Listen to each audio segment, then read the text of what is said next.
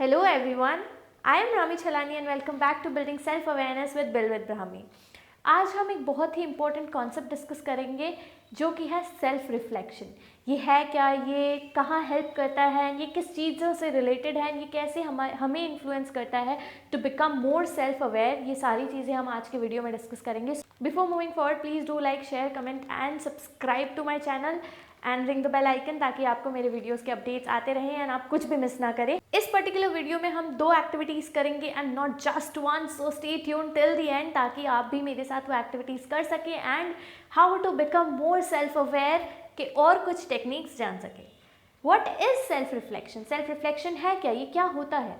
As the word suggest, self and reflection, खुद के अंदर झांकना, खुद की परछाई को जानना। अगर हम खुद को जान लेते हैं तो it is very helpful to achieve bigger goals in life and to work on what we are more aware of। अगर हमें अपने strengths, weaknesses, opportunities and threats के बारे में पता है, जिसको हम साइंटिफिक लैंग्वेज में स्वॉट एनालिसिस कहते हैं, अगर हमें इस बारे में पता है तो हम बहुत सारी चीज़ों को पहले से इम्प्रूव कर सकते हैं। जो चीज़ें हमें ऑलरेडी इम्प्रूव है उसको मेंटेन कर सकते हैं, आने वाली अपॉर्चुनिटीज़ के बारे में और अवेयर हो सकते हैं एंड क्या चीज़ें जो थ्रेट एक्ट कर रही है हमारे लाइफ में, हमारे करियर में या हमारी पर्सनल लाइफ में, उसे समझ सकते हैं। उसके अकॉर्डिंग हम अपना अगला स्टेप ले सकते हैं। This is why all of this and understanding about one self is important, ताकि हम अपने पर्सनल एंड प्रोफेशनल लाइफ को और एनहांस कर सकें और अच्छी तरीके से स्पेंड कर सकें। जो हमारी फर्स्ट एक्टिविटी है उसके लिए मैं थोड़ा सा एक छोटा सा एग्जाम्पल लेके आई हूँ ताकि हम उस एक्टिविटी को और अच्छे से समझ सकें एंड उसके पीछे का जो रीज़न है, जो कारण है, उसे भी जान सकें। So let's move forward. Let's take this as an example कि ये हम हैं, ये हमारी पूरी पर्सनैलिटी है एंड क्या है क्या नहीं है ये हमें डिपिक्ट करता है, ये हमें डिफाइन करता है। इस पे जो भी कैरेक्टरिस्टिक्स लगेंगे वो हमें डिफाइन करते हैं। Let's take an example for that. Let's say these are all those characteristics जो हमें डिफाइन कर रही हैं। I will put a little more ताकि मैं समझाने में मुझे भी आसानी हो एंड आपको भी आसानी हो। So let's do that by the process. आप थोड़ा सा वेट कर सकते हैं। ओके ओके, कुछ बहुत ही ज़्यादा स्पीड नहीं रही हैं।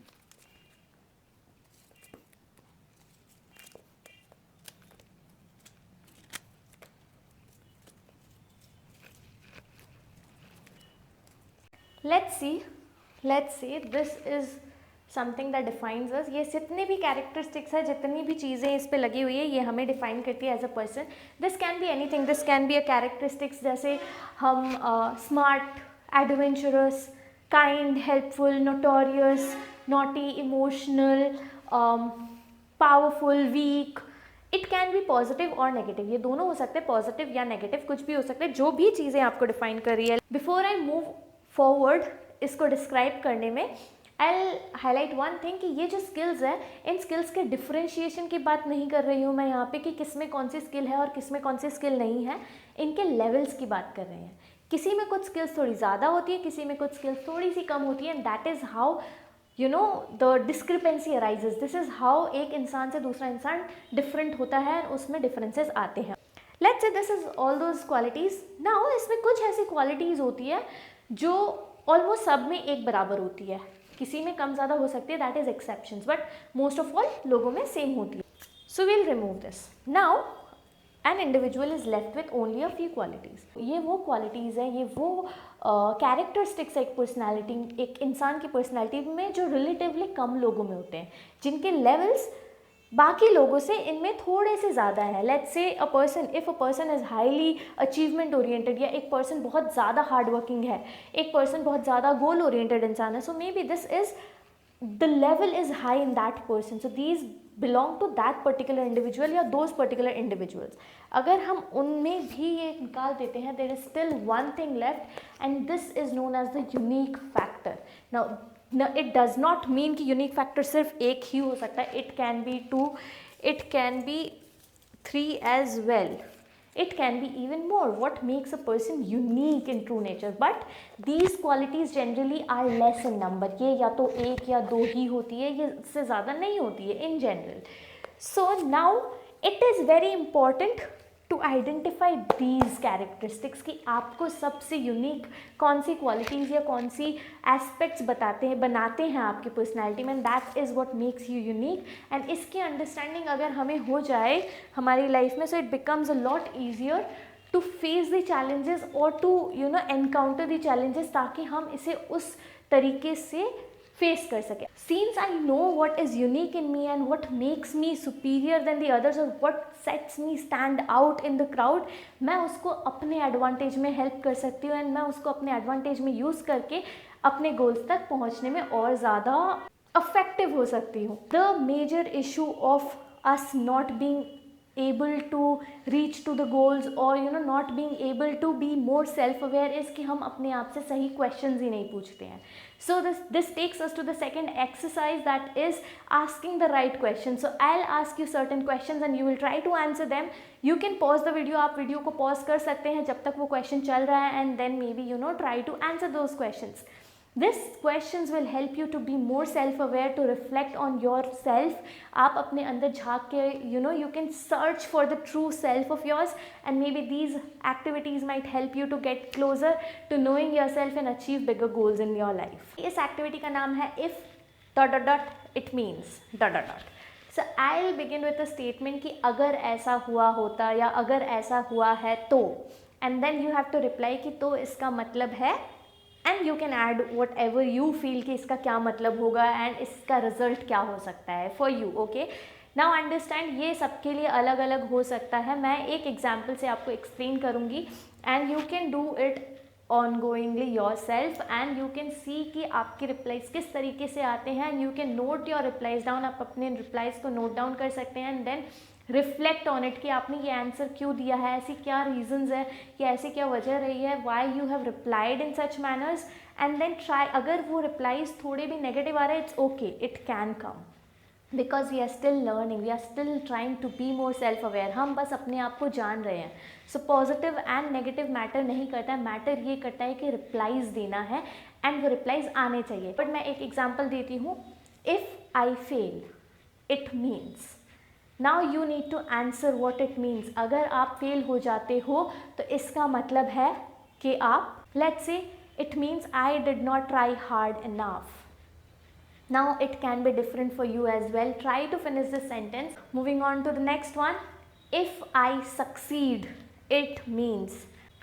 Pause the video, try to answer this and then move on to the next one. Third question for you. If I feel loved, it means. अगर मुझे loved feel हो रहा है, इसका मतलब है कि. Answer this question whatever you feel like it and then move on to the next one. Fourth question for you. If I feel sad, it means. Next question for you. If I fail at meeting expectations of people, it means. अगर मैं लोगों की expectations को meet करने से चूक जाती हूँ, इसका मतलब है कि. Pause the video. मैं वापस रिपीट कर रही हूँ कि पॉज कर दीजिए video, try to answer the question and उसके बाद आप नेक्स्ट क्वेश्चन पे जाइएगा. It will help you not to just straight dive into the other questions and not give yourself time, but it will help you to actually put some mind to a particular sentence, to a particular thought, and then reflect back. Next question for you is, if I win an argument, अगर मैं एक argument को जीत जाती हूँ, if I win at an argument, it means. I hope you could answer this.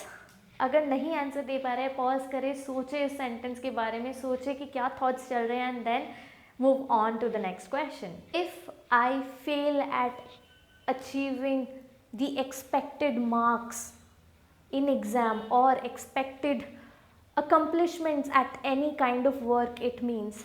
अगर मैं fail हो जाती हूँ जो मेरे एक्सपेक्टेड मार्क्स हैं वो लाने में, या फिर कोई भी एक प्रोजेक्ट है या कोई भी एक टास्क है उसको एक्सपेक्टेड वे में फुलफिल करने में, तो इसका मतलब है कि. These are the questions that will help you gain more insight about yourself. These are the questions that will help you to understand yourself better. ये questions आपको अपने बारे में जानने में और ज़्यादा हेल्प करेंगे. इसी तरह से आप अपने questions भी सेट कर सकते हैं. जो भी आपकी प्रायोरिटी लिस्ट है, जो भी आपके गोल्स है, जो भी आपके अचीवमेंट लिस्ट है, जो भी आपके डर है, try to align this in this manner. If this happens, it means, and try to answer those questions. Try to answer about your strengths, about your weaknesses, about your opportunities, about your threats, about your goals, about the possible challenges that might come in your life, and try to answer all of these questions and queries. इससे आप अपने बारे में और ज़्यादा जानेंगे and अपने बारे में और ज़्यादा सेल्फ अवेयर होंगे. That will help you to achieve success in your life and to reach at a higher stage in your life. That is it for today's video. If you liked it, do like, comment, share and subscribe to the channel. Once again, ring the bell icon ताकि आपको मेरे videos के notifications आते रहें. And do follow my page on Instagram as well. It goes as insight.it, insight_it on Instagram.